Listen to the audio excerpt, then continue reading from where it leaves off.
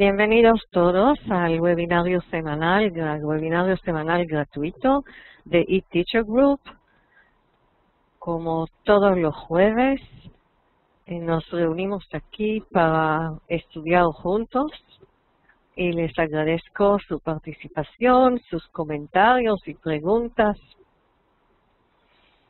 Y como acá, donde estoy yo, y en algunas otras partes del mundo, es un verano, y acá en Israel es un verano caluroso. Entonces, vamos a dedicar las 3 reuniones que quedan de este mes, hablar 2 de ellas de fábulas, y en la tercera hablaremos de fábulas, de dichos y de adivinanzas. Hay muchísimo para estudiar respecto a este tema. Y vamos a empezar hablando de la fábula de Jotam. En hebreo la palabra fábula es mashal. Mem, shin, lamed. Mashal. Pero como estamos hablando de una forma constructa, entonces ustedes ven debajo de la mem en el título, ven un shva. Debajo de la shin ven un patah. Esas son las famosas reglas que le pasa a un sustantivo en su forma absoluta cuando se pone en la forma constructa. Entonces, meshal es la forma constructa. Y el nombre hebreo de Jotam es Yotam. Se escribe con Yod. Y creo que, como mi costumbre, voy a seguir hablando de Yotam y ustedes entenderán que hablo de Jotam, ¿verdad? Eso es uno. Y 2, como siempre, como vamos a leer versículos de Jueces 9, también uso el nombre hebreo del libro. Y entonces, la palabra shofet es juez, es dirigente, líder durante tiempo de paz y durante tiempo de guerra, es el comandante del ejército. Durante la época que precede a la monarquía, Shofet es una persona que juzga, pero que en hora de necesidad es también el líder o el comandante o el que decide cuándo y cómo solucionar problemas. Y entonces el plural es, por supuesto, Shoftim. El libro de Jueces se llama Shoftim. Primero vamos a leer una definición de lo que es fábula, tomada del sitio de la Real Academia para la Lengua Española.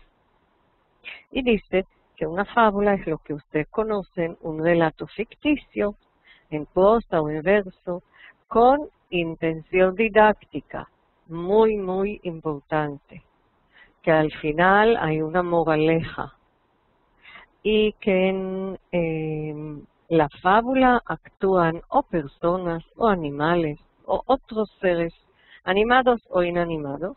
En el caso de Meshal Yotam, actúan árboles. ¿Qué más podemos decir de la fábula? Que pertenece a la literatura popular, crece del pueblo. Y pasa de una generación a otra y nos llega, por lo tanto, en diferentes versiones. Y podemos encontrar fábulas muy parecidas en diferentes culturas, porque han pasado de una generación a otra y se han llevado con la gente a cualquier país. Entonces estamos hablando hoy del libro Jueces, y para una introducción corta o introducción podemos observar una diferencia marcada entre el libro Yehoshua, Josué, y el libro Jueces, Shoftim. En el libro Yehoshua vemos a Yehoshua como sigue, como líder del pueblo, liderando el pueblo después de Moisés. Está llevando al pueblo hacia la tierra prometida y es principalmente un comandante de un ejército, pero también trata otros asuntos en el camino. Vemos que todo el pueblo está unido, que las tribus que están asentadas en el lado oeste del Jordán vienen a ayudar, en el lado este, vienen a ayudar a sus hermanos en la conquista. Se habla de reuniones grandes y hay una obediencia total a la figura de Yehoshua. Hay también una unificación del culto, no se habla de malas influencias, de no seguir la ley que han recibido y que han aceptado desde Sinaí en todos los años en el desierto. Y se nota también ahí del libro Josué, uno entiende que todos los pueblos que estaban en la tierra fueron o destruidos o se entregaron al manos de Yehoshua y aceptaron el liderazgo de la unión de las tribus de Israel. Pero después empezamos a leer el libro Shoftim, Jueces, y vemos que muchos pueblos quedaron en esa tierra. Y dos, hay una descentralización. Cada tribu con sus allegados, cuando hay algún problema, surge un juez, una persona que puede formar un ejército de voluntarios de varias tribus, se soluciona el problema, ese juez queda en su puesto hasta que muere y después todo sucede otra vez. Esto se llama el esquema básico. Hay un esquema básico de la época de los jueces, que cada historia respecto a cualquier juez o cada historia que aparece ahí empieza por una infidelidad del pueblo de Israel, empiezan a seguir las costumbres de los pueblos alrededor y adorar a los ídolos. Entonces hay un enojo de parte del Señor, de Dios, y castigo. Y el castigo es que ellos sufren de la mano de uno de los pueblos cananeos que vive cerca a ellos. Hay un clamor de Israel a Dios pidiendo ayuda, y entonces Dios envía un juez que libera la opresión. Hay un tiempo de paz, el juez actúa como juez nada más, ya no hay guerras, pero después que él muere, el pueblo vuelve a la infidelidad y comienza otro ciclo. Hay jueces de los cuales sabemos más y otros que sabemos menos. Respecto a Gideón, sabemos que las tribus de Israel le ofrecieron que sea su rey. El libro de Jueces muestra por primera vez la necesidad del pueblo de tener un rey como los otros pueblos y no quieren sentirse más en esa inestabilidad de que cada vez que hay un problema están esperando que surja alguien para lidiarlos. Y sabemos también que Gideón dijo que no, él rehusó al ofrecimiento. Gideón tenía, según lo que dice la historia bíblica, 70 hijos de diferentes mujeres. Y entonces, después de su muerte, uno de sus hijos, que se llama Avimelech, uno de sus hijos, hijo de una mujer de la ciudad de Siquem, en hebreo Shem, se dirige, al principio del capítulo 9, se dirige a la gente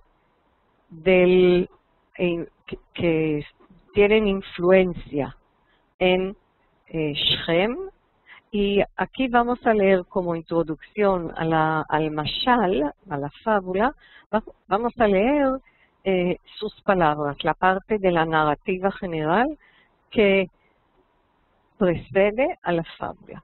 Entonces, como siempre, hoy vamos a leer bastante. Cuento con ustedes, espero, y les pido que si quieren leer en hebreo o después leer el versículo en español, que levanten la mano.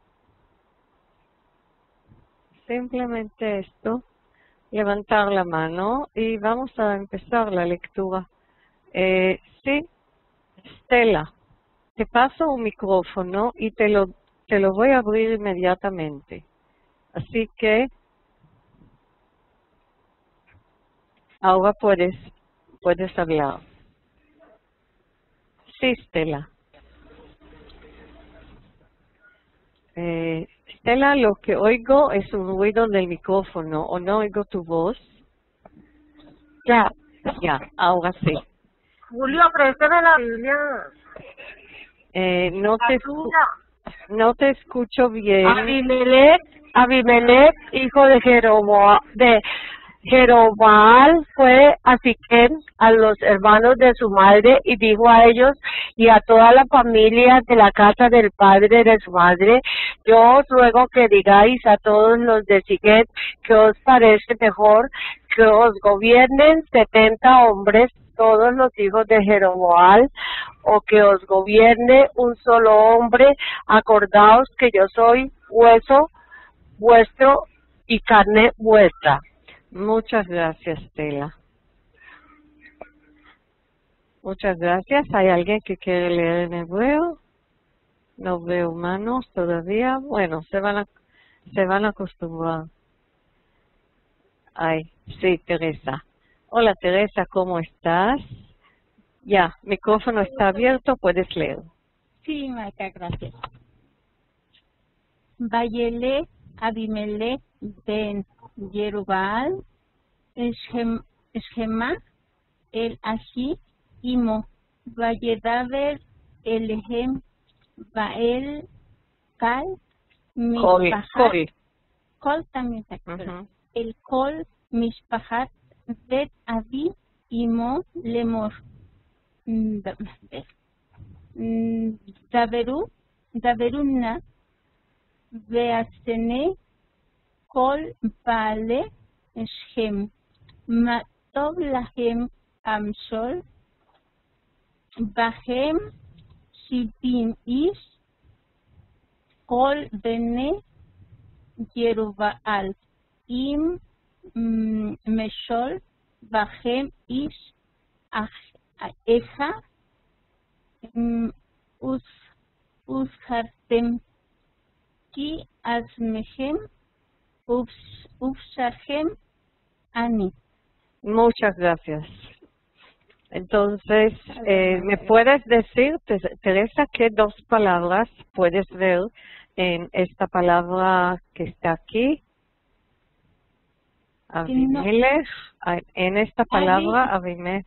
Hijo del rey, hijo del rey. No, No. Mi padre es rey. Mi padre es rey, muy bien. Entonces él, ya con su nombre, nos dice algo respecto a sus aspiraciones. Como si heredar a su padre es heredar a al reino. Al trono. Al trono, el heredero natural. Él se considera el heredero natural de su... Y no se relaciona, no dice nada del hecho que su padre rehusó a ese trono. Pero él usa el nombre de su padre, no el nombre Gidón, sino el otro nombre Yerubbaal. Y aquí vemos también dos palabras. En el nombre Yerubbaal vemos también dos palabras. Al principio de la historia de Gideón, él destruye el altar del Baal, del ídolo Baal, que estaba, parece, en el al lado o en el jardín de la casa de su padre. Yeru es parte de un verbo que dice aniquilar, destruir, y Baal es el nombre de ese ídolo, de ese dios de los cananeos. Entonces, sí, entonces tenemos aquí también dos palabras, Yerubbaal. Sería destruir a Baal. Destruir a Baal, sí. Gracias, ma. O sea, él era famoso por ese nombre, Yerubbaal. Y vemos el nombre de la ciudad de Shem. Fíjense en que Shem está escrito aquí así, pero aquí la terminación es Kamat y He. Y eso significa, ¿hay alguien que se acuerda? ¿Alguien se acuerda qué significa el Kamat He al final de nombres de lugares, de ciudades, de tierras? Sí.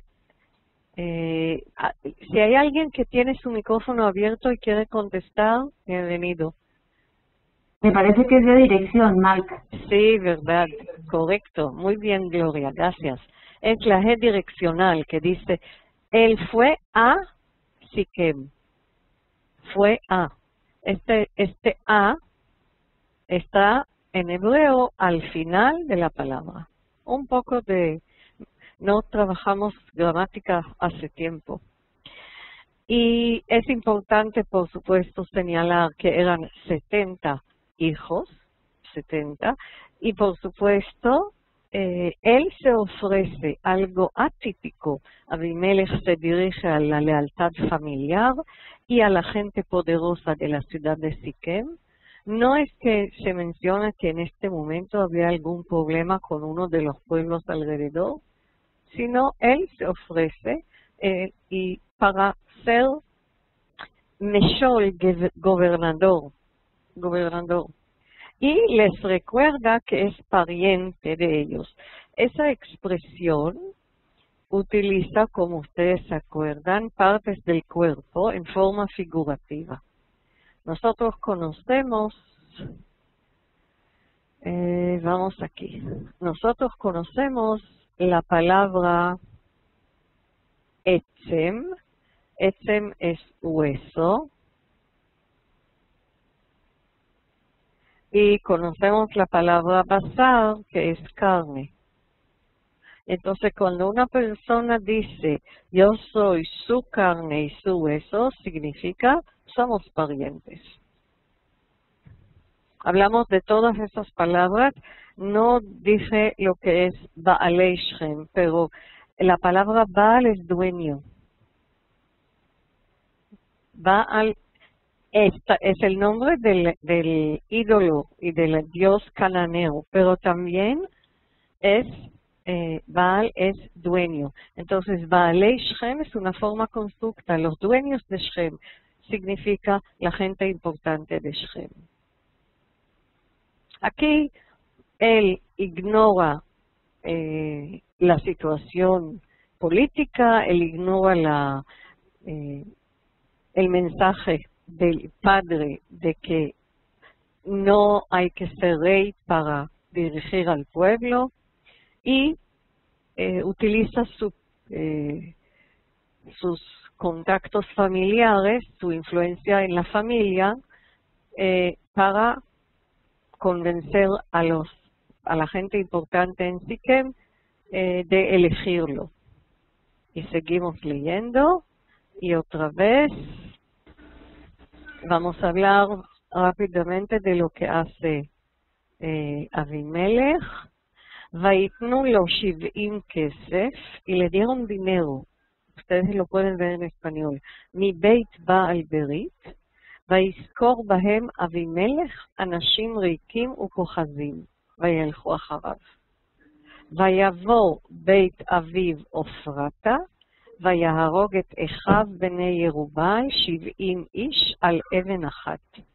ויוותר יותם בן ירובעל הקטון כי נחבא. Entonces él, con dinero que le da la gente de Siquem, de Shem, él usa esa plata para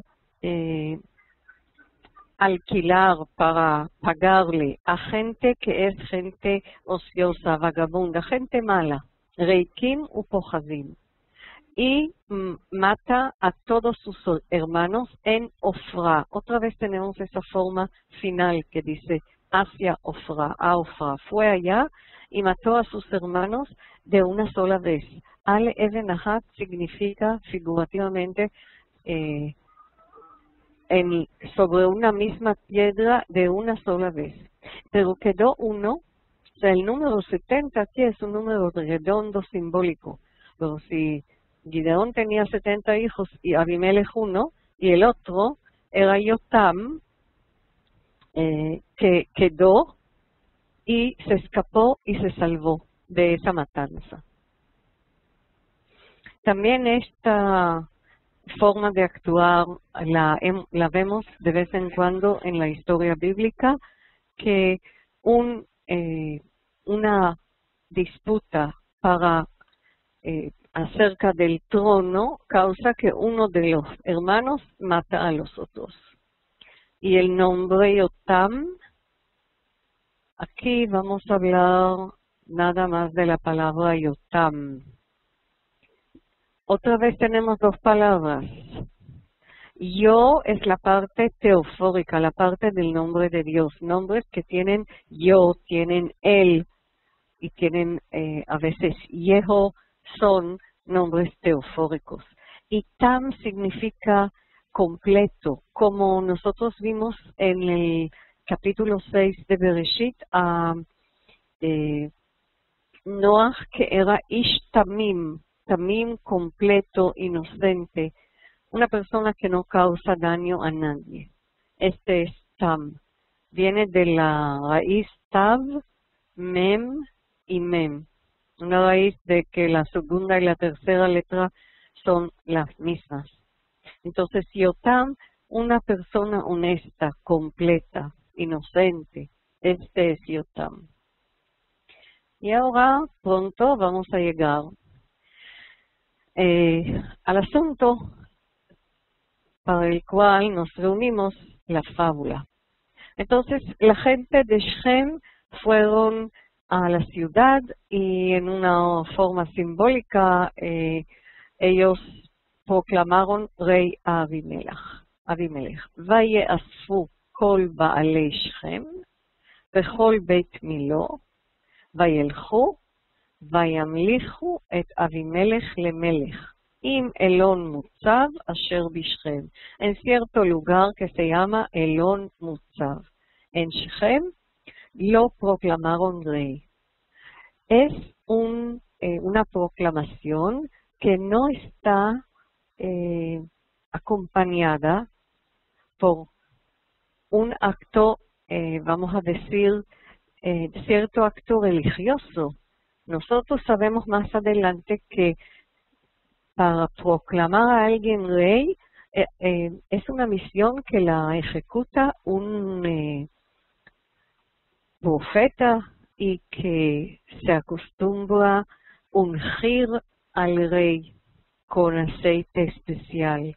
Esto no existe aquí. O sea, es un acto civil completamente. Y Yotam fue avisado y desde el monte de Grisim, Vayamod Berosh Har Grisim. Har Grisim lo conocemos del libro Deuteronomio. Deuteronomio 11, 29 o Deuteronomio 27, 12. Ahí se habla de Har Grisim y de otro monte que se llama Har Eival. Y Har Grisim tiene un nombre o un título, se llama el monte de la bendición, la montaña de la bendición, porque ahí se bendijo al pueblo de Israel.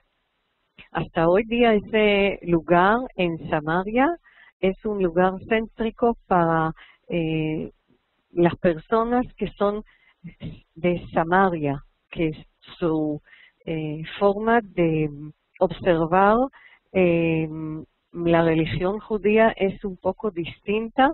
Ellos son descendientes de los habitantes de Samaria que durante el retorno de Sion después del exilio a Babilonia no fueron parte de los habitantes que llegaron del exilio y no participaron en la reconstrucción del templo, aunque ellos querían. No se unieron, fueron rechazados, no se unieron al pueblo de Israel. Y entonces ellos siguen ciertas costumbres y viven con nosotros hasta hoy día y tienen sus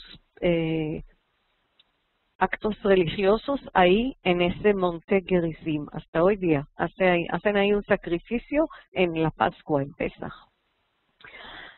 Son parte de nosotros, pero ofician sus actos religiosos de otra manera. Entonces, ahí, en ese monte que era el monte de la bendición, habla Yotam, y de hecho sus palabras no son exactamente una bendición. Él habla a los Baalei Shechem, a la gente importante de Shechem, y dice que Dios es testigo de esas palabras. O sea que cuando llegaremos al final de sus palabras, veremos que ahí no hay bendición, sino él habla de una maldición a la casa de Abimelech, del nuevo rey que ellos acaban de escoger. Y ahora sí, esa es la parte histórica. No quisiera seguir mucho con esa parte y vamos a leer la fábula. La fábula habla de árboles, de 3 tipos de árboles. Entonces, a ver, ¿hay alguien que le gustaría leer en hebreo? Es como leer poesía. Hay muchas palabras no conocidas, es como poesía. Pero es bien, bien lindo.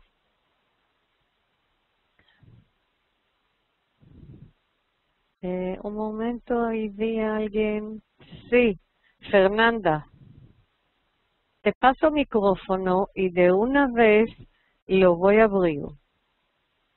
Sí, Fernanda. ¿Puedes leer en hebreo o quieres? ¿Sí? Sí, Shalom Malka en hebreo. Shalom. A ver si lo hago más o menos bien. Haloch. ¿Perdón? Haloch, perdón, sí. Haloch, Halku, Hatsim, Limshoch,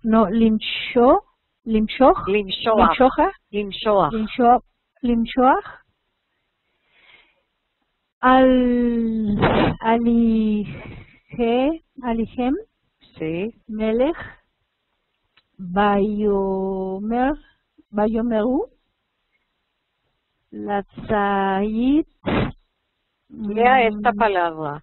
Molja. Molja, eso es, Molja, Alinu, Alen. Alen, Sí. Alenu, sí, Alenu, Bayomer, Lahem, Hatzadit,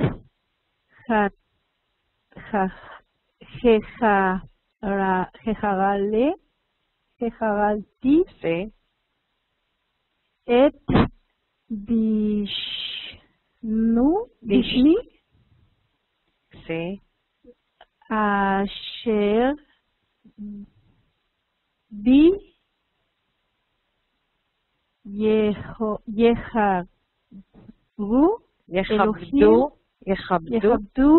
Elohim Baenashim Behalakti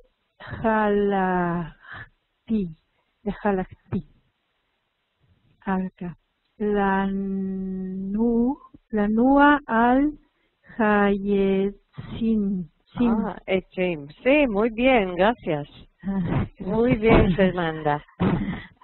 Entonces, Haloch Alhu, este Haloch es, para los que saben, conocen el término, es el infinitivo absoluto. Es como decir verdaderamente o en una forma muy acertada que los árboles fueron a elegirse un rey, pero aquí se utiliza el verbo limshoach, ungir.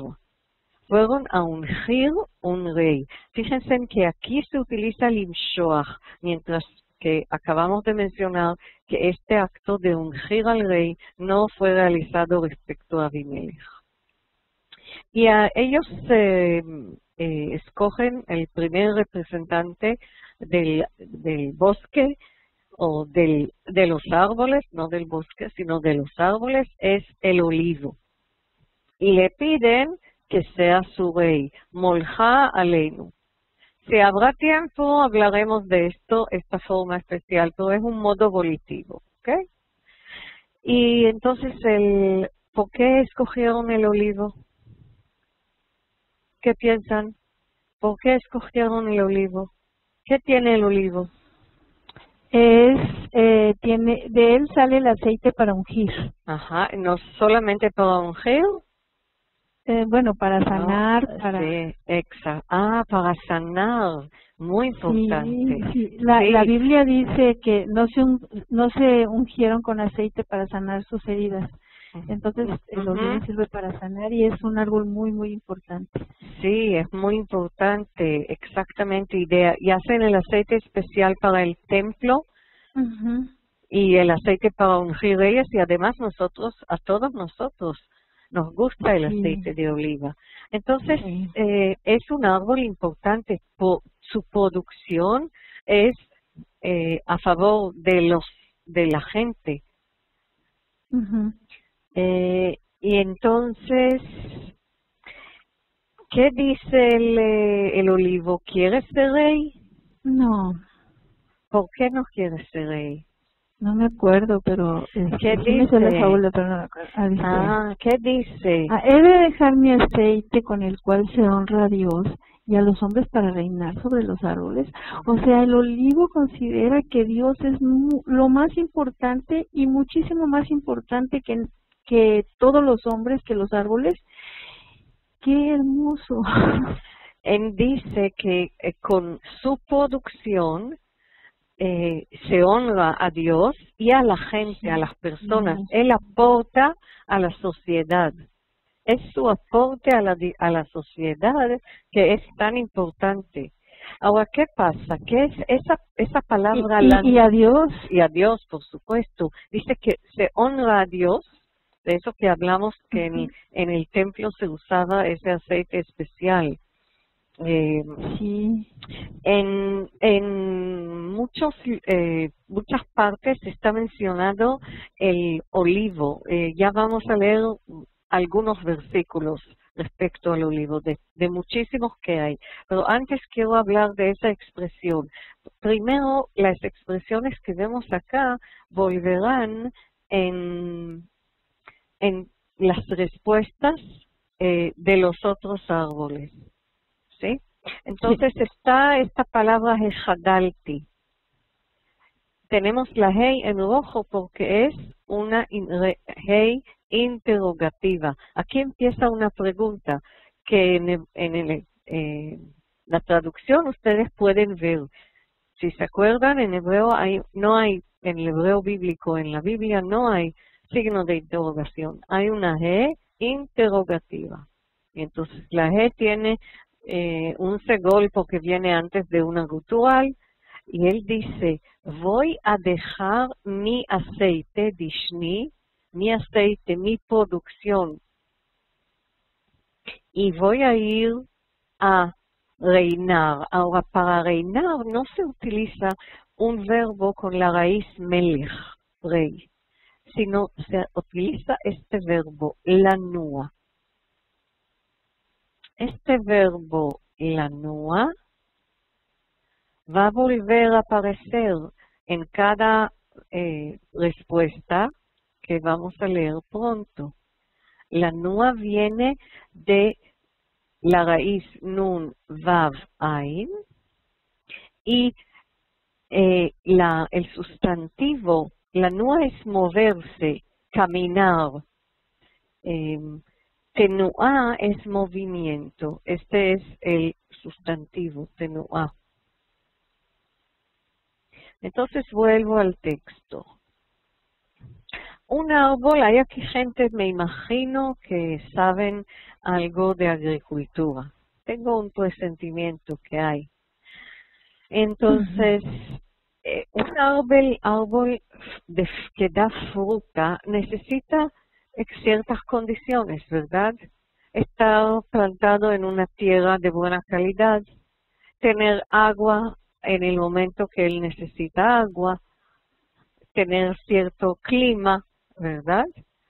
Y él dice, yo estoy tan ocupado en cuidar mi buena producción, o sea, mis aportes a la sociedad y mi respeto a Dios, que si yo lo dejo y empiezo a gobernar, no voy me voy a quedar en un solo lugar, voy a tener que moverme. Hay árboles que se mueven mucho en el viento, pero no tienen fruta. Si yo me voy a mover, mis frutas se van a caer al suelo. Ese movimiento, o sea, ese trabajo, ese asunto de ocuparse del gobierno, de gobernar, de ser rey, va a perjudicar lo que yo más aprecio, que es mi aporte a Dios y a la gente. No es que es malo moverse, pero en este momento yo decido que puedo aportar de otra forma, no gobernando. Entonces, ¿qué otra cosa vemos? Ustedes han visto, me imagino, el olivo. El olivo es frondoso. Tiene raíces muy profundas y con muchas ramificaciones. Por eso él tiene la imagen, se vuelve a hablar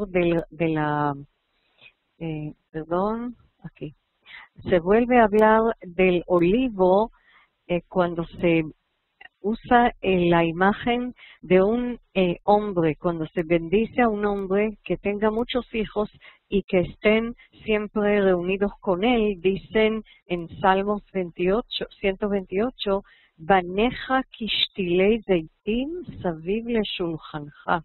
Tus hijos serán como plantas de olivo alrededor de tu mesa. Después vemos que la relación entre el olivo y la casa de Dios ואני כזית רענן בבית אלוהים בטחתי. Salmo 52. Soy como un olivo frondoso en la casa de Dios.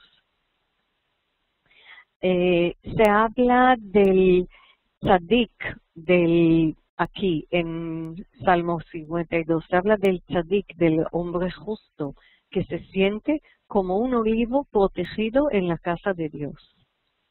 O sea, da luz para las lámparas,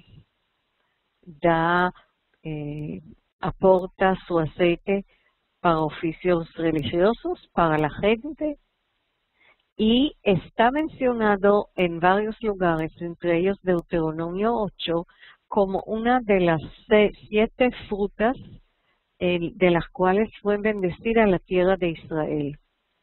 Eretz, Chita u Seora, trigo y cebada, vegefen y viña, uteena higo, verimón ganado, Eretz, Zeit shemen, tierra de olivares, de aceite, udvash miel. Aquí se refiere a los dátiles. Con la palabra miel se refiere a la fruta del dátil, al dátil. Estas son las 7 especies con las cuales fue bendecida la tierra de Israel. Y imagínense que la primera parte Eretz para todos estos y el aceite, el olivo de aceite y el dátil, otra vez con la palabra Eretz, o como para acentuarlo más. También vemos aquí un ejemplo, nada más un versículo que Nehemías pide que le traigan hojas de aceite, etz shemen. El shemen es grasa, pero shemen también es aceite. Esto era para levantar la primera azúcar en la fiesta de los tabernáculos después del exilio. Entonces, el olivo representa también al rey, pero al rey que está ungido por Dios. Él está relacionado con esto, pero en este caso él dice, yo no voy a dejar todo lo que estoy haciendo para ser rey, para oficiar, para tomar la batuta, tomar el... Ay, no recuerdo. El trono me gusta lo que dijo antes Teresa. ¿Teresa o Fernanda? Fernanda, el trono. No quiero, no voy a rehusar. Entonces, los árboles van a otro árbol. Esta vez es el árbol del higo, la higuera.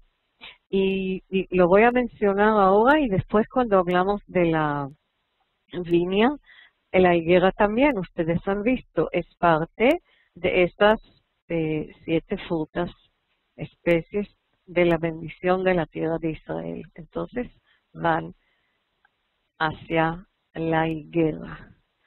Y la higuera, como tiene, me equivoqué, como tiene terminación femenina, entonces le hablan en femenino. Y buscamos locutores para la lectura. Patricia, te paso micrófono y te lo abro, ¿sí? Adelante, Patricia, bienvenida. Tienes que volver a abrir, yo lo abrí y lo cerraste. Y para leer, sí. ויאמרו עצים לתאנה, לכי את מלכי עלינו, ותאמר להם התאנה, החדלתי את מלכי ואת תנובתי הטובה, והלכתי לנוע על העצים. Muchas gracias, Patricia. Entonces, ¿qué sabes tú de la higuera? ¿Nos puedes ayudar algo de la higuera? El fruto de la higuera es, ¿qué tipo de fruta es? Ah, dulce, aquí está la palabra. Está aquí con kamatz katán, motki. Mi parte dulce, mi dulzura. Motki. Muy bien. Es dulce, lo vemos. Eh, ¿Y qué recordamos algo más? ¿Hay algún detalle de las hojas de higuera? ¿Se acuerdan? Las hojas de higuera. ¿Son grandes? Sí. ¿Y quién utilizaba hojas de higuera? ¿Cuándo leemos de hojas de higuera la primera vez? Adán y Eva. Sí, por supuesto. Y yo no sabía eso, la verdad, pero me dijo un alumno una vez que las hojas de higuera son ásperas, no son agradables. Sí. Yo no lo Pero sabía, entonces, ¿sí? haces un té de las hojas de higuera y te huele toda la casa y además sabe delicioso. Ah, entonces tiene otra bendición la Sí. higuera. Y Sí. dicen que tiene que ver esa parte áspera que a pesar de esto ellos aguantaron y se hicieron, sí, porque fíjense, no era agradable, pero usaron esas hojas que eran lo que estaba, el primer material y la primera. Yo no lo veo en forma negativa, es un comentario aparte. Yo veo en esta historia de Adán y Eva, Adán y Jabá, la creatividad y el invento y principio de alguna de iniciativa propia de ellos, de hacer algo. Antes disfrutaban de la buena vida y nada más. Sí. Bien, pero aparte, la higuera entonces es también muy importante. Nosotros podemos leer de la higuera que simboliza paz. No es es un árbol muy respetado. Aquí está otra vez el versículo de Deuteronomio donde aparece te'ená, higuera, como parte de las especies. Y en Oseas se usa en la forma de figurativa. Dice, vi a sus padres como brevas en la higuera, en su primera cosecha. O sea, fue fruta buenísima. Y el profeta Yeshayahu, en el libro 2, de Reyes 2, habla de la fruta. Nosotros conocemos en los higos en forma fresca y en la forma seca. Y lo usaron que de vele te'enim vayikhu vayasimu al ashchin vayechi. Le trajeron torta de higos, o sea, higos secos, y le pusieron sobre una úlcera y se revivió y se curó. O sea que también también la higuera tiene ese poder curativo. Wow. Entonces, encontramos, por ejemplo, ustedes pueden anotar, después buscarán en Reyes 1:5 hablan de la higuera como símbolo de paz y de tranquilidad. Entonces la higuera también es un árbol de mucha utilidad que aporta mucho a la sociedad. Y la higuera utiliza la misma fórmula. Esto es muy importante, ahora ya lo vemos por segunda vez. La fórmula que se repite paralela en las 4 veces que los árboles se dirigen a algún otro compañero, es la misma fórmula. Molji aleinu, y no vamos a tener tiempo de comparar exactamente, pero dice molja aleinu. ¿Sí?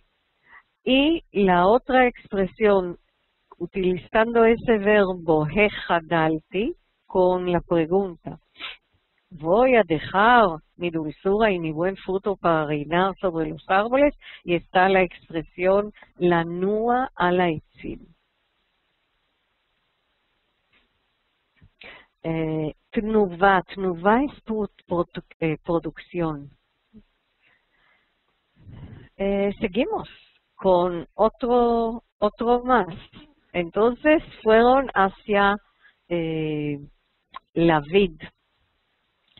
¿Y quién va a leer? ¿Verdad que es lindo esa fábula? Nosotros a veces pasamos cosas bellísimas y no dedicamos suficientemente tiempo a leer y pensar. Veo a Fernanda y a Esperanza, ¿y quién más? ¿Dónde están los que leen hebreo? ¿Dónde están? María, te paso, perdón, te paso el micrófono, ahora está abierto. ¿Quieres leer en hebreo? Si quiero leer, ¿me escuchas? Sí, adelante. Gracias. Dijeron luego los árboles a la vid: ven tú, reina sobre nosotros. La vid le respondió: ¿he de dejar mi vino que ale a Dios y a los hombres para reinar sobre los árboles? Ajá. Muchas gracias. Entonces, lo voy a leer yo en hebreo. Y dijeron, vayomru haitzim la gafin. Para los que saben, esta no es gefen, sino gafen. Gefen es la forma regular, esta es la forma pausal. O sea, esta fue como casi la última instancia a la cual llegaron y quieren que hagamos una pausa cuando leemos. Lechi at molchi aleinu. Vatomer lahem hagefen. החדלתי את תירושי המשמח אלוהים ואנשים והלכתי לנוע על העצים? Entonces, ¿qué dice la vid? ¿Qué dice?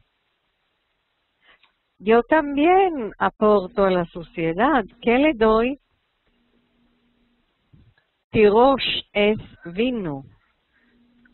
¿Y cuál es la función de este vino? Alegrar a Dios. Sí, y a la los gente. hombres. Fíjense que todos los que hablan de Dios y de los hombres. Sí. ¿Verdad? ¿Qué importancia le da no solamente a Dios, sino que a la parte de la creación, llamémosle más importante porque es la que piensa y a la que sirve la creación? ¿Ustedes se acuerdan que cuando leímos de la creación, mencionamos por lo menos, los árboles empezaron a dar fruto desde el momento que había un hombre en la tierra? Sí. El fruto del árbol es destinado a los hombres. Los hombres y los árboles deberían vivir en paz. Además del fruto, los árboles nos dan otras cosas, nos hablan aquí de diferentes tipos de árboles, ¿verdad? Y cada uno da de su fruto para otras necesidades del hombre. Sí. En el libro de Isaías, él compara al pueblo de Israel con la vid. En Isaías 5, la viña, por otro lado hay un poco de desacuerdo, porque si uno toma demasiado vino, entonces eso ya es negativo. ¿Ustedes se acuerdan esa fábula que no la vamos a estudiar? La fábula de la vid del profeta Ishayahu, y él dice que en lugar de darle uvas buenas, le dio uvas malas. Sí, uvas entonces, sí, aquí en la vid hay algo ambiguo. Puede ser bendición y puede ser también tener un resultado no favorable. Y hay otra comparación que encontré de muchas que hay. Hay dos. Una en Salmo 128 que hablaba de los hijos que están como los olivos alrededor de la mesa, que representan la unión familiar. Aquí, Ishteja, es una forma diferente de escribir Ishteja, tu mujer, que Gefen Poria Beyarketei Beitcha, como viña fructífera en la parte interior de tu casa. Eso de parte interior de la casa significa que es una mujer que se dedica a la casa y es no sale mucho afuera sino se ocupa de su familia. Es la percepción antigua de lo que debe ser una esposa y fructífera que le dio muchos hijos. Es como más bien definir el diseño original de Dios, ¿no? Sí, posiblemente. Aunque él diseñó hombre y mujer juntos y ella es Ezer, ella es la ayudante, ayúdalo, Ajá. le ayuda, es como el reflejo de él. Pero cada uno, no podemos decir que somos iguales, somos diferentes. Cada uno tiene sus funciones, mejor, ¿verdad? Sí, yo creo que Dios hizo el complemento uno del otro, porque uno tiene una cosa y el otro otra. Sí, sí. Y también aquí, en ese versículo de Reyes 1, Vayeshev Yehuda Israel Lavetach, Judá y Israel habitaron seguros, y esta oración es tan importante, Ish Tachat Gafno Vetachat Te'enato, Midan Ve'ad Beershava Kol Yemei Shlomo.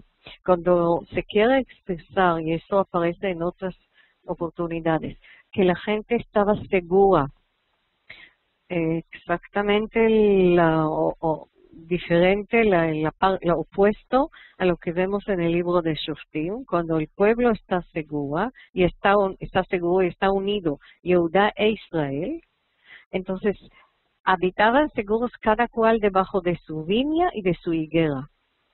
Entonces, nosotros sabemos que es muy agradable sentarse en el jardín donde hay una viña, ¿verdad? Hay sombra, hay fruto, y la higuera también. Vemos constantemente los tres árboles que utiliza Yotam en su fábula aparecen juntos en muchos otros contextos, y eso también es importante. Aquí están.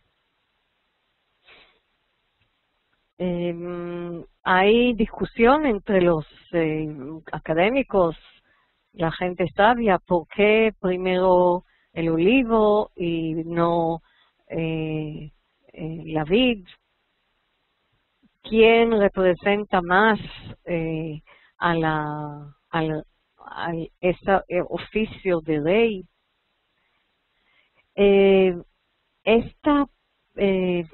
Este movimiento, la Nua Laitzim, necesitamos un rey, una persona que aporte a la sociedad de su fruto, de su personalidad. Vamos a interpretarlo un poco, ¿no? ¿Qué tipo de persona necesitamos? Es tan negativo gobernar, la Nua, moverse, gobernar, que ellos le dan, lo ponen en segundo nivel. No es tan importante, más importante dar fruto, hacer todo lo que estoy haciendo. Hay otra pregunta. ¿Se dan demasiado importancia? ¿Piensan que son tan importantes y le dan menos importancia a los árboles que no tienen fruto? ¿Qué es más importante? ¿La estabilidad o el movimiento? En este momento que hemos pasado 60 minutos hablando de la fábula y no llegamos a la última instancia, pero sí quiero escuchar un poco de opiniones. Veo que Luis quiere hablar. Te paso el micrófono, Luis, con mucho gusto. Vamos a abrir, sí. Dos cositas, Malca. Una es, ¿qué representan los árboles? Si el olivo habla de Dios y los hombres, entonces, ¿qué vienen a hacer los árboles? Y dos, yo creo que cada, bien sea el olivo, la higuera y la vid, sabían para qué habían sido creadas. sabían que no habían sido creadas para ir a gobernar a los hombres, entonces estaban en lo que debían estar haciendo. Sabían cuál era su función, dices. Correcto. Ujú. Bien, interesante. Vamos a escuchar a Salvador. Sí, Salvador. Respecto al planteamiento filosófico, que es más importante, los que dan frutas, yo entiendo que estamos hablando de un contexto de hace 3000 años, ¿no? En lo que, pues, hoy es Israel, pero en lo que era Palestina, en cierto lugar, y de una sociedad, también de una sociedad de pastores, de una muy diferente a la que nosotros vivimos. De ese cuestionamiento es más importante para esta gente que escribió esto, es importante los frutos, pero ya visto globalmente, pues se necesita también los árboles que no dan frutos porque son indispensables para la biosfera, ¿sí? Para la ecología en su conjunto, ¿no? Igual del papel de la mujer, que es de mucha controversia, ¿no? En la sociedad primitiva judía, pues entiendo que eso es, y en las sociedades prehispánicas es muy parecido, ¿no? Sin tener ningún lazo demostrable en común, el rol de la mujer es sumamente parecido, ¿no? Que esas sociedades así necesitaban el rol que tenía la mujer, y pienso que la religión le da una justificación a ese lugar, pero ya estamos hablando de sociedades de hace 3000, 4000 años, muy diferentes a las del siglo XX, ¿no? Así, ciudades industriales como es Israel o México, que es creo que la 16ª economía del mundo, ¿no? A ciudades en que hemos vivido altamente industrializadas, la visión humana, son visiones humanas, ¿no? Y son muy diferentes, ¿no? Caerían en situaciones contradictorias, ¿sí? Sí. Son parciales, ¿no? Tan importantes son los árboles que no dan fruto, pero que purifican, que dan oxígeno para que sobrevivamos, ¿no? Que dan fruto. Sabes que además, ellos no conocían los bosques de Europa, ¿no? De Colombia, ellos no conocían eso. Es algo ajeno a su contexto, ¿sí? Y no, pero sabes, en Querétaro también es distinto. Los árboles son importados de otro lado, ¿no? Mira este árbol. Este es Erez de Lebanon. Erez de Lebanon es Erez de Lebanon, es el cedro. Es el cedro del Líbano, en los cedros de los cuales construyeron el templo.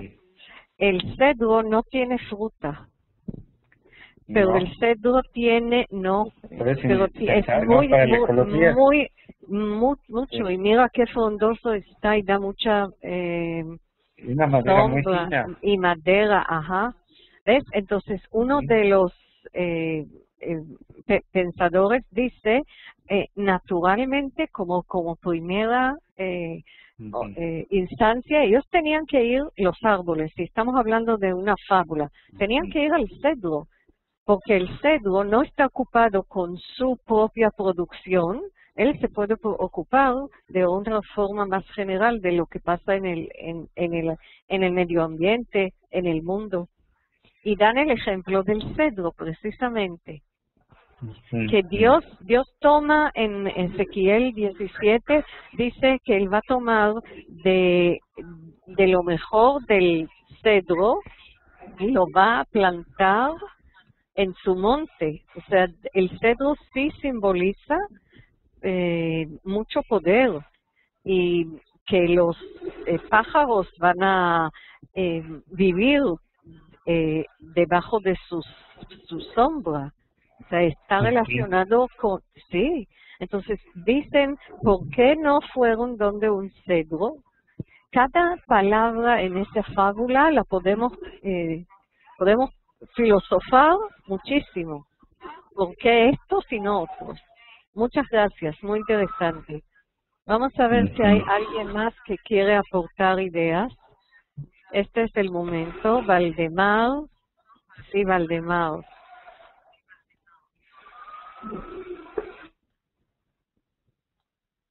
Sí. En el sentido de que por qué las plantas pidieron más que reinar, ser la otra decisión, ¿no? De las dos opciones que tenían. Y a mí me parece, lo que pienso ahorita es de que yo creo que lo que necesita el mundo y que lo que necesitamos las sociedades siempre, pues no es tanto que reinen, ¿no? Porque los que reinan pues no están muy arriba, están en un mundo en donde casi no tienen conexión con la sociedad. Y en cambio yo en esta fábula me parece que lo que se necesita más es cómo dar dulzura a la vida, ¿no? Cómo dar ganas de seguir viviendo, sentido de dignidad, por ejemplo, en el árbol de olivo, donde habla de la unción, es de la dignidad de ser persona.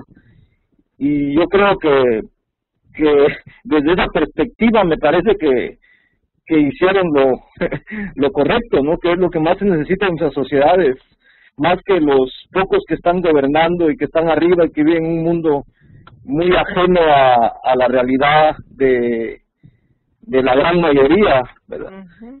Se necesita más gente, más árboles como estos, ¿no? Gente que realmente anime a vivir, que dé un sentido a la vida más que todo. Yo me voy más por esa perspectiva. Muchas gracias. Muchísimas gracias, Valdemar. Y vamos a ver, voy otra vez, una sola vez a ver, antes porque queremos seguir leyendo aportes de sí, Itiel. Es que sí, Itiel, hola, ¿cómo estás? Dinos qué estás pensando. Se cerró el micrófono, ábralo, por favor. Sí, shalom, Malca. Shalom, shalom. Para recordar que esto es una fábula, ¿verdad? O sea, lo que hay que sacar es la enseñanza, ¿verdad? De que cada uno tiene una función que ejercer, ¿verdad? Y no podemos ejercer algo que no podemos. Entonces, las fábulas nos enseñan que, o sea, Hashem nos enseña de que cada cosa en su lugar, ¿verdad? Entonces, tenemos que aprender, ¿verdad? De que esto es para una enseñanza práctica en nuestras vidas, ¿verdad? Entonces, las fábulas para eso son, ¿verdad? Entonces, nomás quería comentar eso, ¿verdad? Y también para Salvador, ¿verdad? Que mencionó Palestina. Palestina no existía. Israel siempre ha sido Israel, no hay Palestina, ¿verdad? Sí, algún día hablaremos, ¿verdad? Se llamaba Fleshet, era las 5 ciudades de los filisteos. Y no tiene nada que ver con Palestina en esos días, en aquellos días. Exacto. Tienes razón. Gracias. Bien, gracias. Respecto al movimiento, vamos a menciono un ejemplo. David fue habitante de Betlehem. Cuando empezó su reino, dejó su tierra natal y fue a Hebrón, cerca a Jerusalén. Después de Hebrón, cuando fue rey a todo Israel y Judá, fue a Jerusalén. Reyes se muevan físicamente también, no solamente por mover la idea de gobernar, sino también en la historia. Tenemos que relacionar esta fábula en su contexto general. Aparece en el capítulo 9 del libro de Jueces, Shoftim, y es cierta opinión, representa a lo mejor la discusión, entre comillas, política de aquellos días. ¿Necesitamos un rey o no? ¿Es favorable la monarquía o no? Porque desde el momento que había un rey, el primer rey, ya las cosas no se pueden cambiar, no se cambian. Entonces, a lo mejor esa fábula, y vamos a ver ahora la final, representa cierta opinión pública. Como dijo uno de los compañeros, es más importante ese aporte de cerca a la gente, a la sociedad, y no el cargo superior ahí que se le aleja de la gente. Y vamos a ver entonces a quiénes fueron a pedir. Otra vez, alguien que lea en hebreo. Alguien que lea en hebreo, que no ha leído todavía. hay que atreverse. O venir a estudiar con nosotros para que puedan leer como han leído. Bien, lo leo yo pues. No me dejan otra. ויאמרו כל העצים אל האטד, לך אתה מלוך עלינו. Dijeron a la zarza, reina sobre nosotros. ויאמר האטד אל העצים, אם באמת אתם מושכים אותי למלך עליכם, si en verdad me proclaméis rey sobre vosotros, בואו חסו בצילי. ואם אין, תצא אש מן האטד ותאכל את ארזי הלבנון. Entonces, o me proclaméis rey, o venid abrigados bajo, y venid abrigados abrigaos bajo mi sombra, o si no, que salga fuego de la zarza y devore a los cedros del Líbano. Ven que están mencionados los cedros como un símbolo de reino. Ahora, vamos a pensar en la zarza, miren cómo es. Tiene muchas espinas.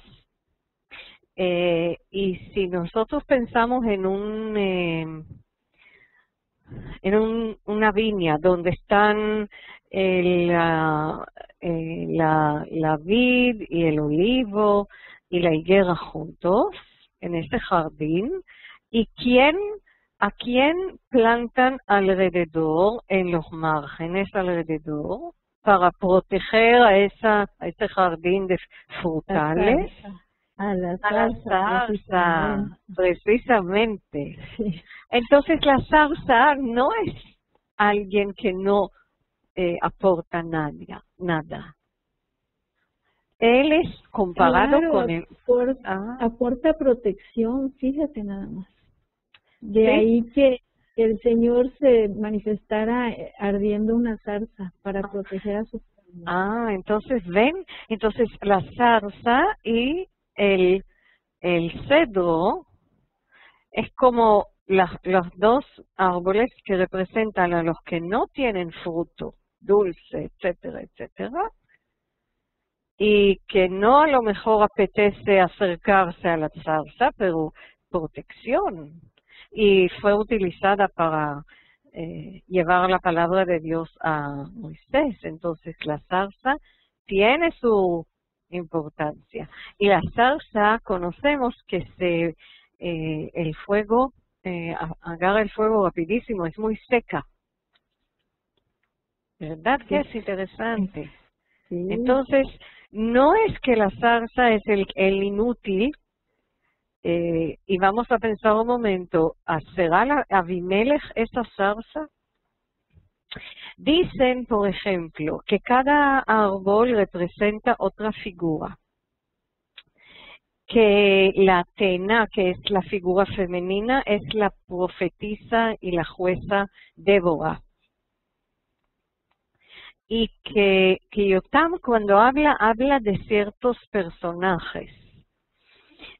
Dicen que el olivo representa al primer juez, Otniel ben Kenaz, y que la vid representa a Gidón. Y después cada uno puede ahora empezar a reflexionar por qué, por la profetisa Tena, el género femenino, lo entendemos, pero ¿qué cualidades tiene cada uno de estos árboles que representa cierto tipo de juez? Interesante. Y entonces la zarza, ¿a qué tipo de juez representa? Por ese fuego que come a los árboles, representa al Abimelech que mató a los otros hijos de Jerubal, de Gideón. ¿A quién? Vamos pensando. vamos pensando que es una época en la cual empieza la discusión si es o no es necesario tener un rey.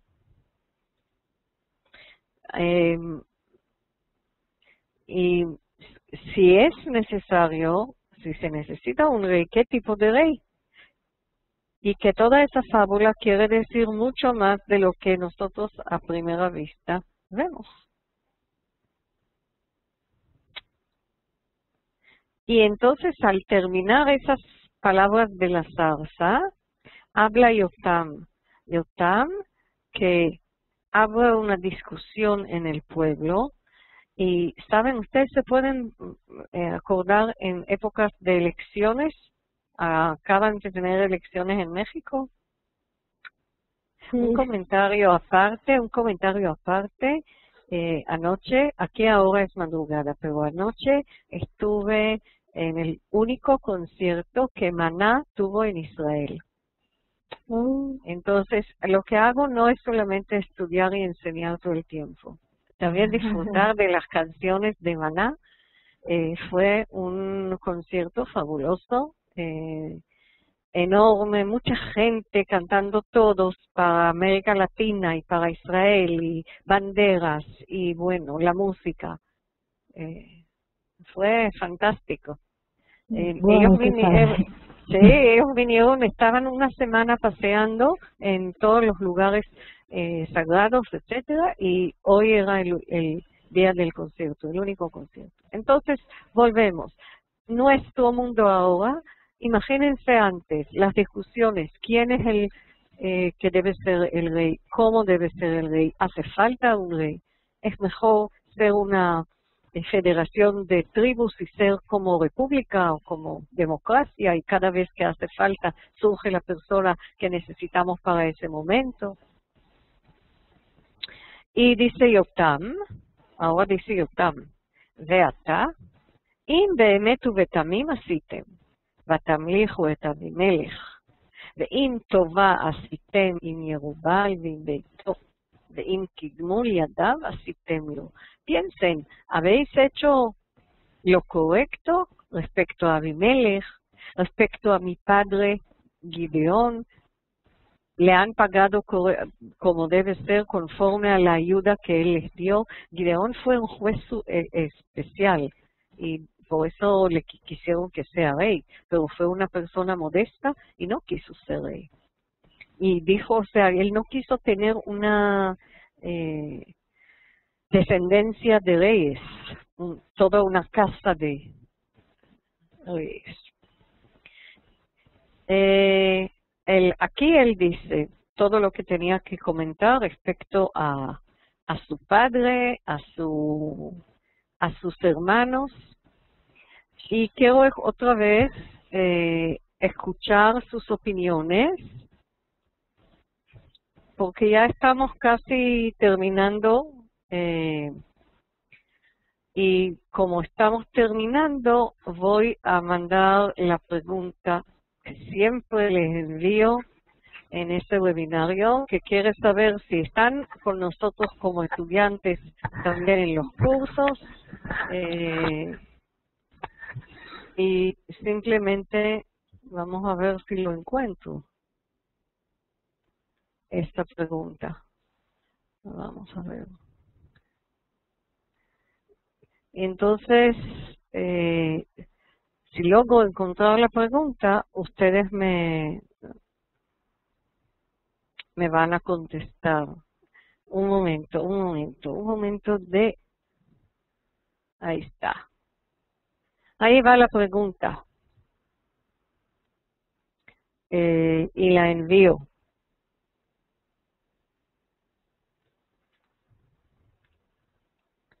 Nada más una pregunta con 2 respuestas. Y la envié y voy con ustedes otra vez. Opiniones. Los que tienen la mano arriba porque la dejaron de antes, si la quieren, vamos a quedarnos con esa diapositiva de los 3 árboles. Y los que quieren comentar ahora, por favor, levanten la mano. Fernanda, ¿quieres decir algo más, agregar algo más? Sí, quiero decir que Dios es tan maravilloso de proveer el uso o la utilidad a cada uno de los, no solo de los árboles, sino de los seres humanos. No todos servimos para lo mismo, incluso Pablo lo decía, unos son manos, otros son orejas, otros son ojos. Igual los árboles de los que se está hablando ahorita, todos tienen una importancia especial porque cada uno sirve para una cosa distinta. Y Dios en su infinito amor y sabiduría les puso y nos puso a cada uno una función especial. Como a ti, Malca, te quiero felicitar. Qué bonita estuvo hoy tu exposición. Muchas gracias. Muchas gracias. Me encanta venir cada vez a ese webinario y hablar con ustedes y escuchar las opiniones. Me parece de suma importancia. Todo lo que aportan ustedes es interesante y nos ayuda a todos nosotros a entender muchísimas cosas.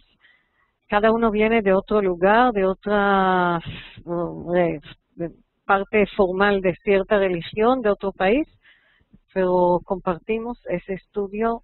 María, ¿quieres agregar algo?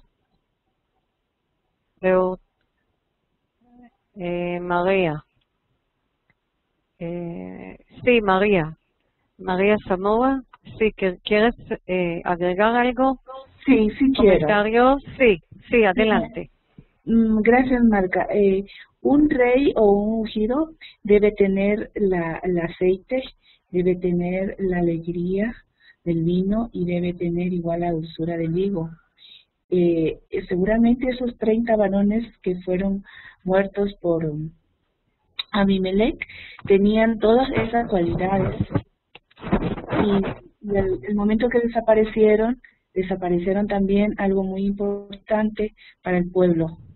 Eso es lo que yo quería comentar. Es interesante, de las cualidades juntas, muy interesante, que se habla de varias cualidades que necesita una persona para reinar. Muy interesante, muchas gracias. Gracias. Teresa, tú también quieres opinar. Dime. Marca, yo lo que recuerdo es que Dios no quería que tuvieran reyes. Ajá. Entonces lo que yo veo con la contestación de cada uno de los árboles es que no, esa era la voluntad de Dios. Ajá, pero llegó el momento cuando era la voluntad de Dios, envió al profeta Samuel a ungir el rey Saúl y después al rey David. O sea, Pero no era el momento, fue porque ya era la voluntad de Dios. ¿Y los árboles? Ellos lo exigieron, ¿no, Marca? Sí. Fue porque el mismo pueblo exigió que quería un rey como los demás pueblos, pero Sí, no para la voluntad de Dios. No, pero les dio un rey con ciertas condiciones que deben seguir cierto tipo de seguimiento de la ley. Sí, claro. Y muchas gracias, Teresa. Y vamos con Salvador. Sí, Salvador.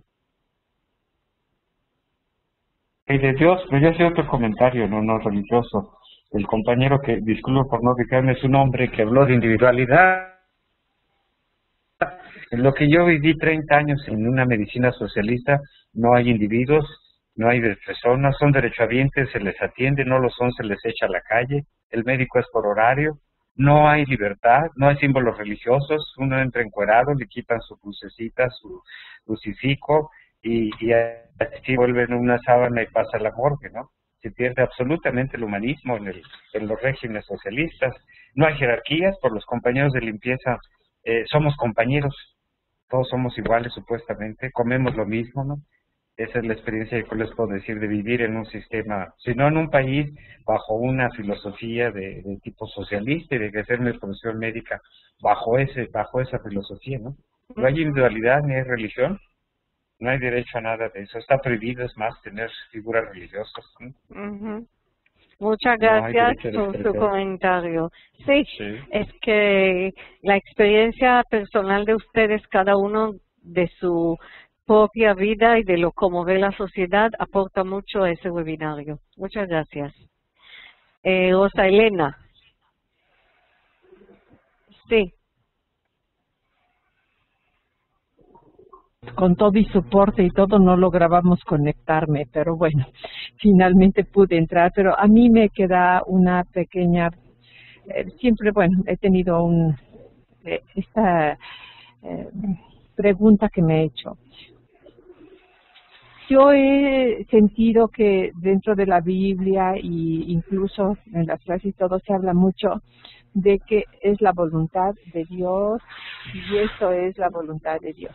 Bueno, visto desde fuera de la cultura judía y visto yo como católica romana que soy, he estudiado teología y obviamente nosotros tenemos clarísimo verdaderamente cuál es la voluntad de Dios y el verdaderamente asumir que alguien puede saberlo sería demasiado pretencioso.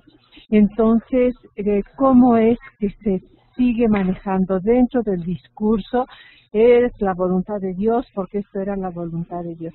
Me gustaría, yo creo que ahí hay algún link que yo todavía no logro incorporar en mi forma de entender las cosas, porque en el momento que yo escucho de que esto es la voluntad de Dios, ya de inmediato en mí ya hay algo que me dice, no, esto no puede ser, nadie puede asumirse como el que es el emisario de Dios o el que responde, o eso porque pues podríamos estar hablando de una alteración psicológica grave.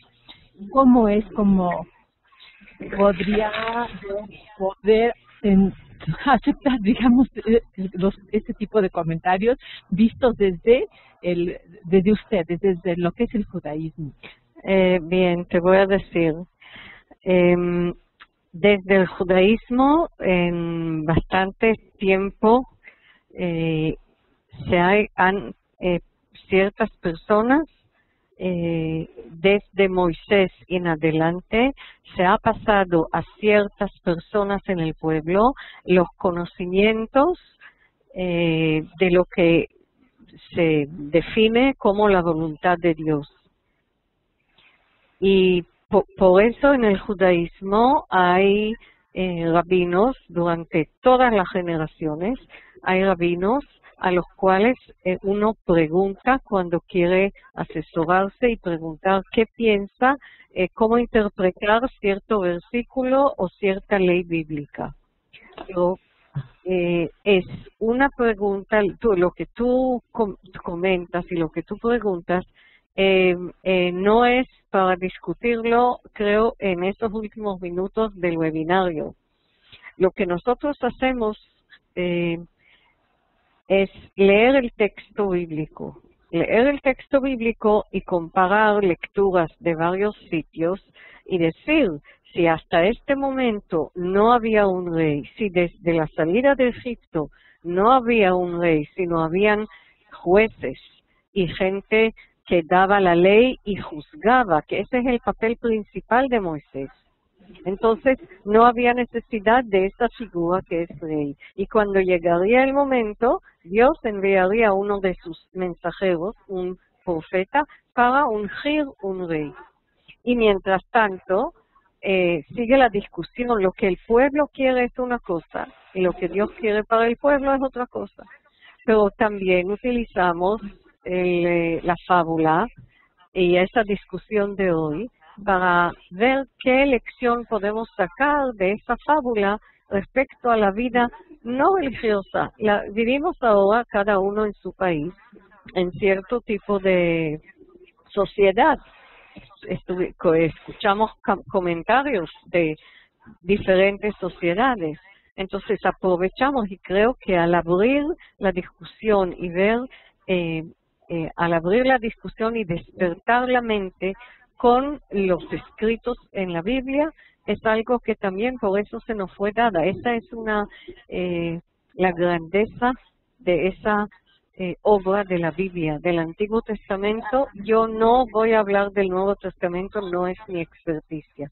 Pero en el Antiguo Testamento, en cada situación que estamos en la vida, podemos encontrar ahí alguna respuesta. Y entonces se está así con esa intención, que podamos cada uno encontrar algo como respuesta a cierta situación en la vida que vivimos en esa época, no solamente en la época bíblica. Traté de contestar algo. Ese tema es tema de una discusión diferente, más de religión y de política, y no quiero tocar cuestiones de fe y de religión en el webinario, sino están parte del texto que leemos. Nos cuidamos mucho de eso, porque somos muchísimos que participamos y si cada uno tiene su educación, su fe. Así que nos encontraremos, espero, la próxima semana, otra vez aquí. Esta vez vamos a leer la fábula de la... yo no recuerdo cómo se dice en español. La oveja, de la oveja, con el rey David, sí. Y la oveja del pobre. Este va a ser el tema de la próxima semana. Y les quiero agradecer,